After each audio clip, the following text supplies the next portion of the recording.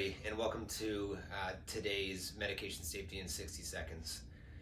So today, quickly, I wanted to discuss some novel ways or approaches to looking at data in the medication continuum, specifically around infusion pump or smart pump data. So historically, with infusion pump or smart pump data, we've always thought about evaluating things like compliance to utilizing drug libraries and the clinical decision support in the infusion pumps, and looking things like top alerting medications and managing alert fatigue associated with that. And these data streams and the ability to look at this data is incredibly valuable and offers a lot of value to our patients. But there are some other novel ways to look at infusion pump data, and specifically looking at utilization data. So if you think about it, infusion pumps are the source of truth for how IV medications are administered to patients in hospitals.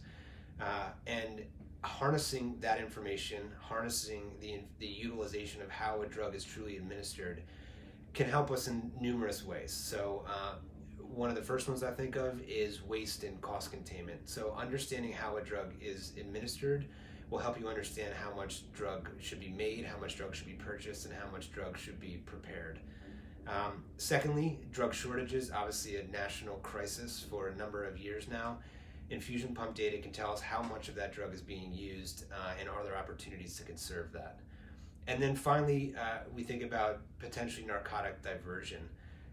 We can tell how much narcotic is being infused, how much is out there available on the floor, and how much may be wasted and potentially diverted if not administered. And so these are just really briefly, obviously, highlights of how else we can look at this data.